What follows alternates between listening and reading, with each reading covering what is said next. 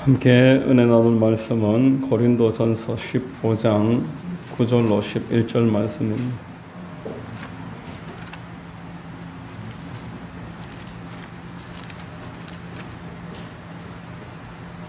고린도전서 15장 9절에서 11절 말씀입니다.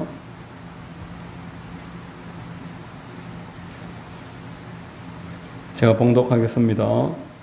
나는 사도 중에 가장 작은 자라. 나는 하나님의 교회를 박해하였으므로 사도라 칭함받기를 감당하지 못할 자니라.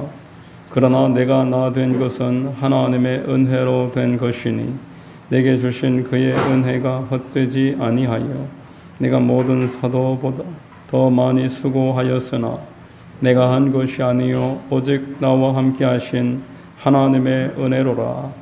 그러므로 나나 그들이나 이같이 전파하며 너희도 이같이 믿었느니라. 아멘. 할렐루야.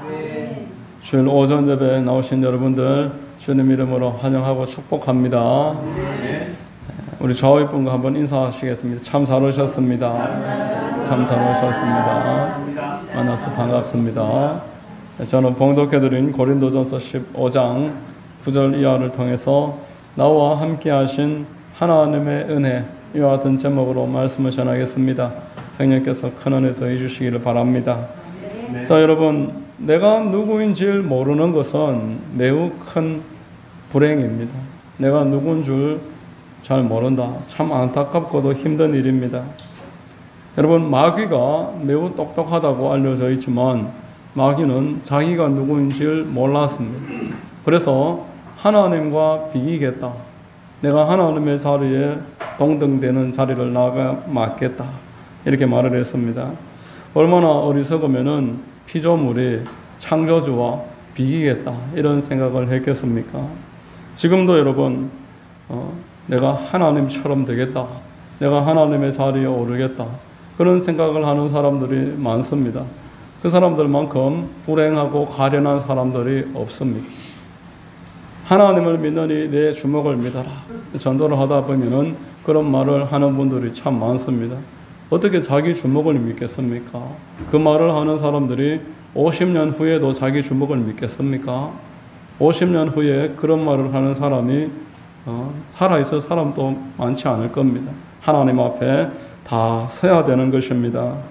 자, 여러분, 하나님과 에덴 동산에서 행복하게 살던 아담과 하와가 마귀에게 게임을 받았습니다.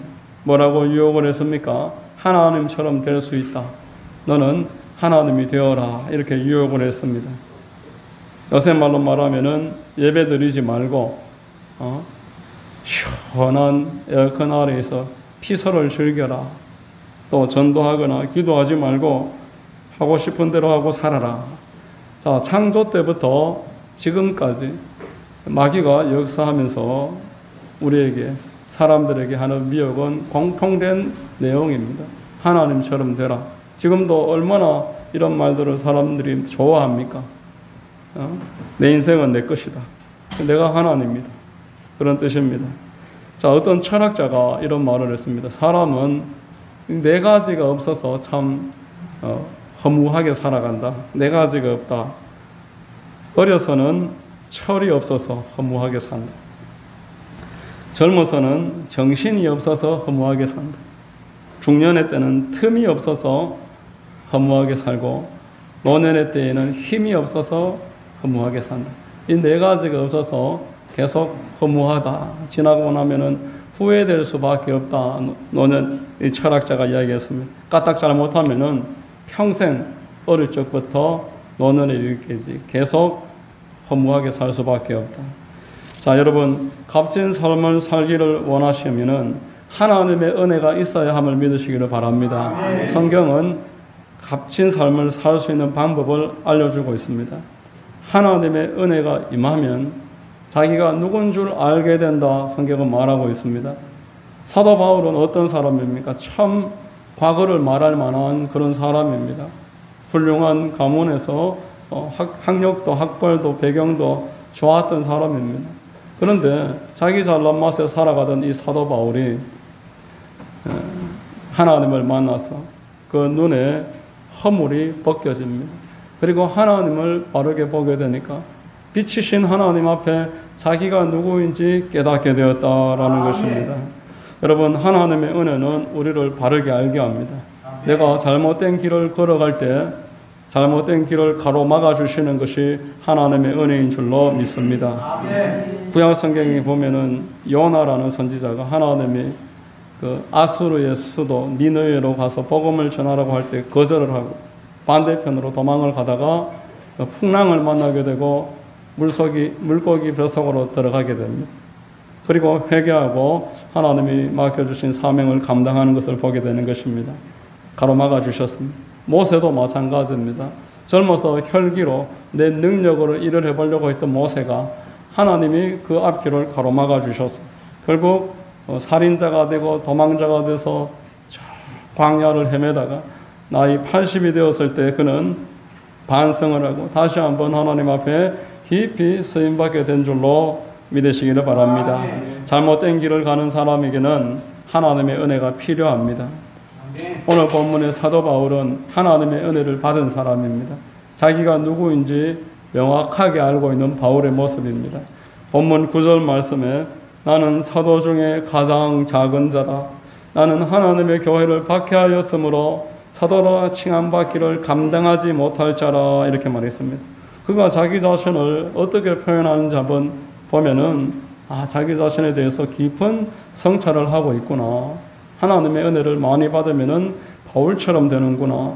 이 앞절이었던 지난주 살펴본 8절에도 맨 나중에 만삭되지 못하여 난 자 같은 내게도 이렇게 말했습니다. 칠삭둥이다. 나는 덜 된 사람이다. 이렇게 말했습니다. 사도 바울은 지금 그냥 자기를 낮추어서 말하는 그런 겸양의 말을 하는 것이 아닙니다. 사도 바울은 오늘 이 9절 이후로 쭉 읽어보면은 하나님 앞에 내가 얼마나 수고하고 있는지, 내가 무슨 일을 하면서 지금까지 목표를 향해서 전력으로 달려왔는지 잘 알고 있었습니다. 그럼에도 불구하고 나는 이전에 마귀한테 매여 있었다. 마귀가 나를 멋대로 끌고 다니고 있었다. 나는 열심히 살아간다고 살아갔지만 마귀는 나를 하나님 반대 방향으로 나를 끌어당기고 나를 도둑질하고 죽이고 망하게 해서 완전하게 이 세상에서 버림받는 존재를 만들기 위해서 그렇게 혈기 부리면서 교회를 박해하면서 사람들을 감옥에 집어넣으면서 살게 했다라는 겁니다.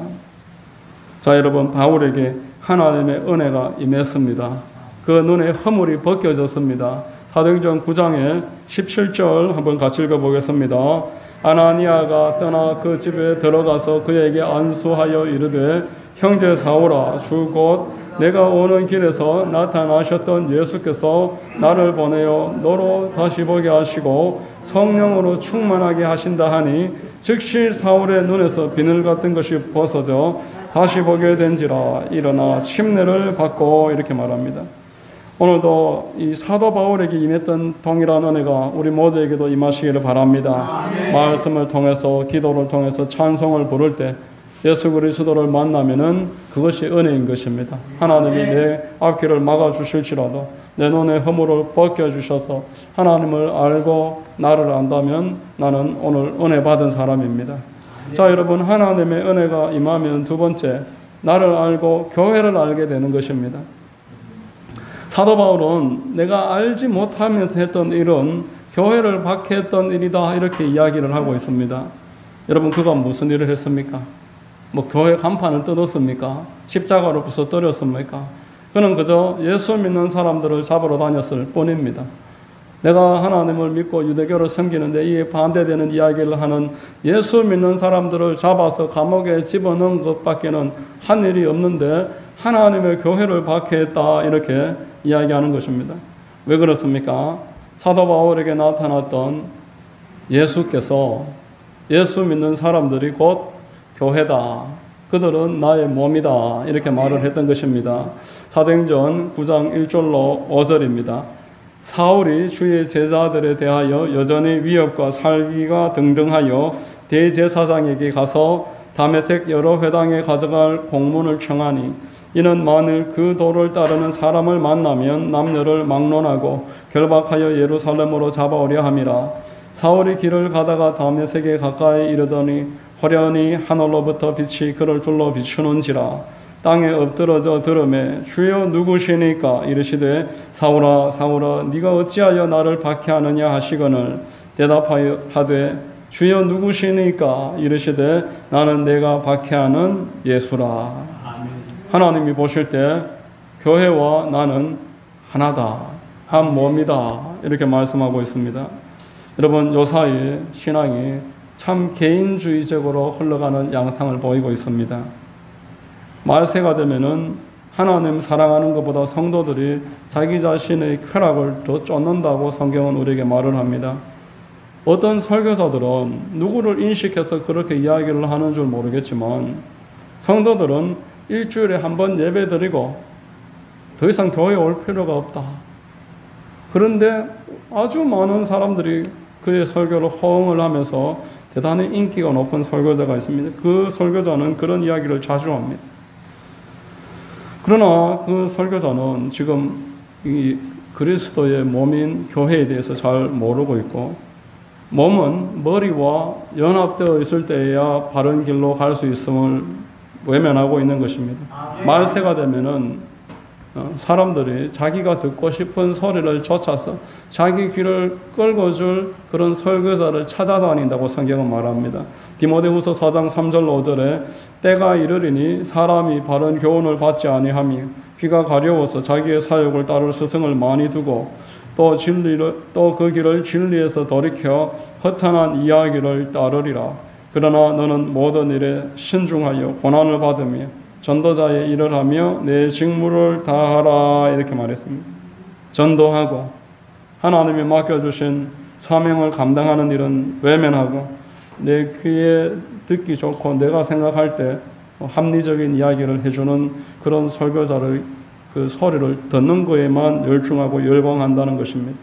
여러분 하나님께서는 교회가 모이기를 힘써야 한다고 말했으며 함께 모여서 기도해야 하고 복음 전파해야 한다고 우리에게 말씀을 하셨습니다.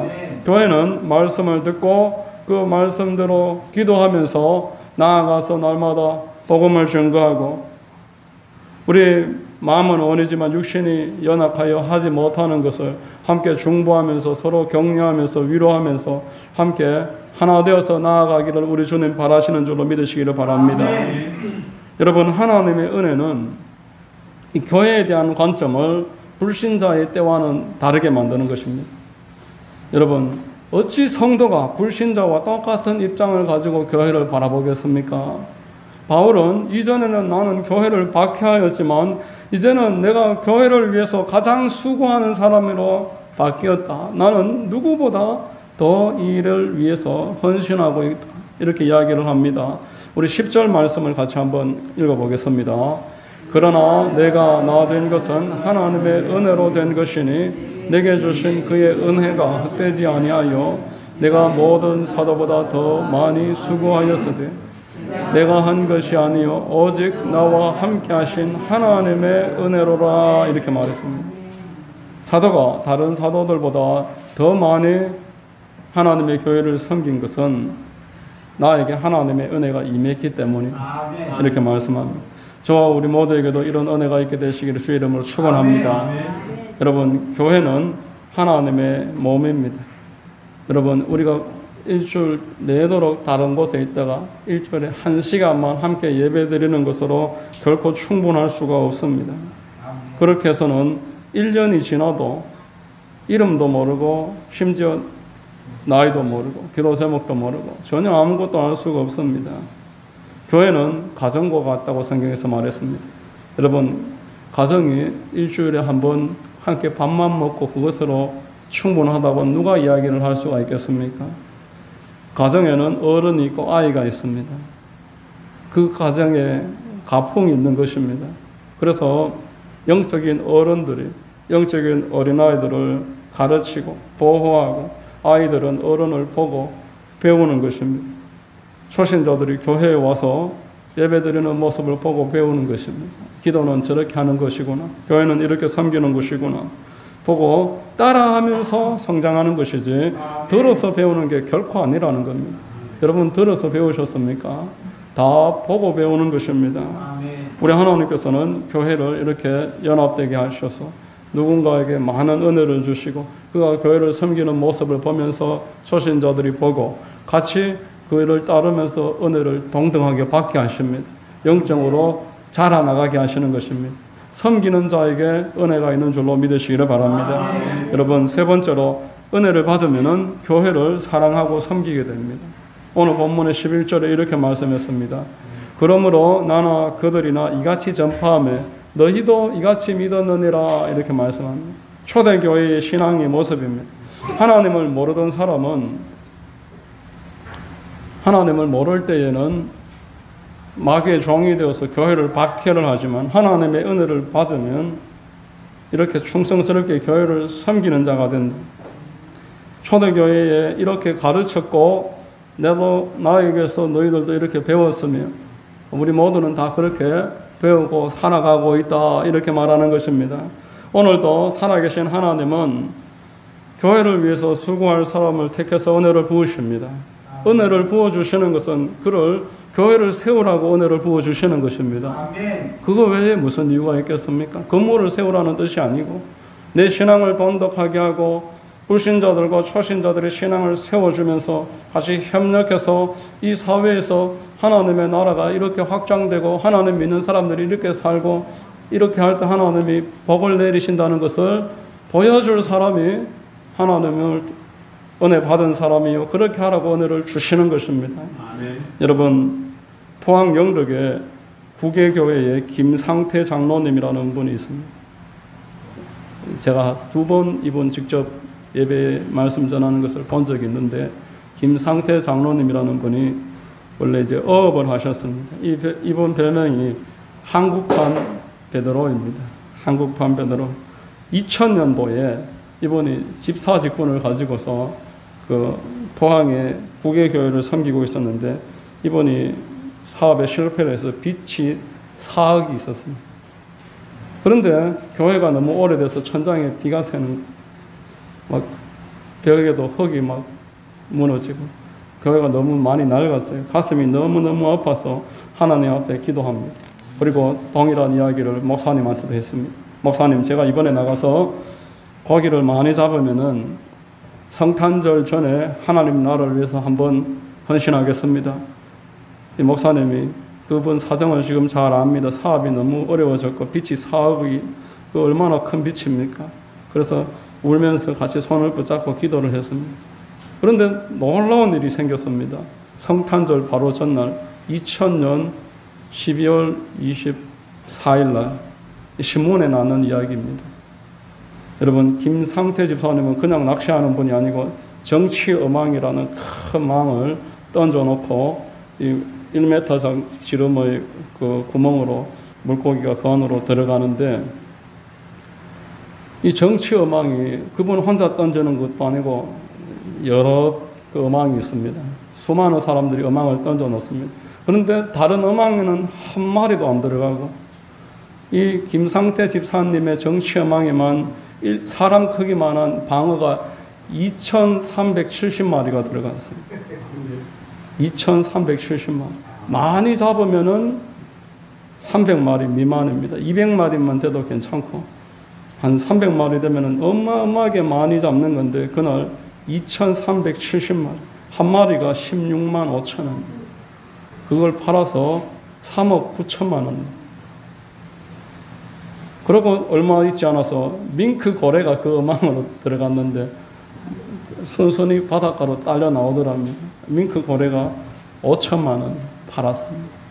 이분이 11조를 5천만 원을 하고 1,000만 원을 감사헌금을 내고 자기 빚을 다 갚았어요. 그리고 하나님께 약속하신 대로 그 빚을 다 갚고 자기 회사에 대출을 받아서 교회에 모든 수리를 마쳤어요. 그 대출금도 고기가 또 많이 들어와가지고 싹 다 갚았다고 간증하는 것을 제가 실제로 있던 교회에서 2번 봤습니다.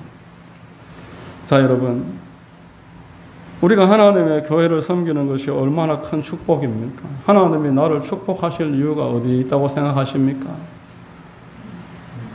제가 교회만 잘 되기를 위해서 이렇게 이야기하는 게 아니고 이 건물을 어떻게 누가 세워주기를 바래서 이런 말 하는 거 결코 아닙니다.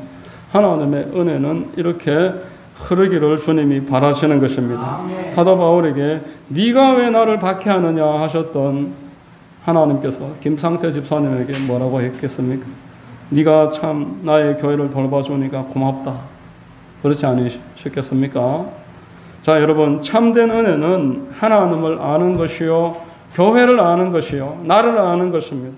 은혜 받은 것은 뭐 전기를 통하는 체험을 해서 공중에 붕 떠서 손에서 장풍이 나가는 게 아닙니다. 참된 은혜는 하나님을 아는 것이고 나를 아는 것이고 교회가 뭔지를 아는 겁니다. 여기 한 사람이 왔을 때 그 사람이 형색이 어떠하든 간에 누가 오게 했을까? 저 사람이 누구인가?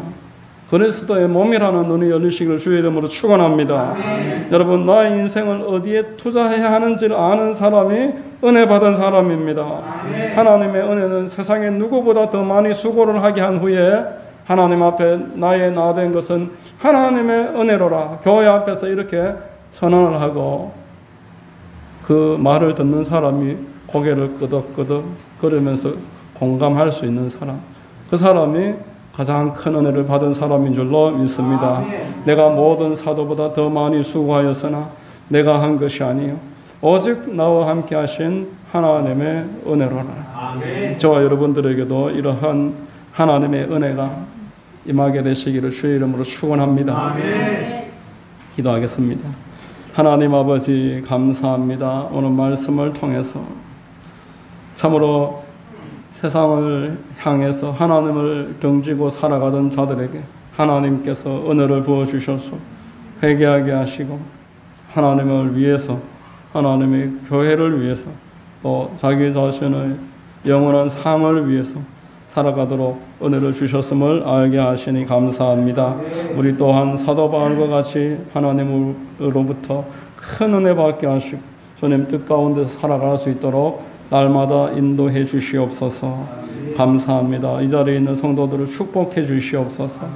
예수님의 이름 받들어 기도드립니다. 아멘.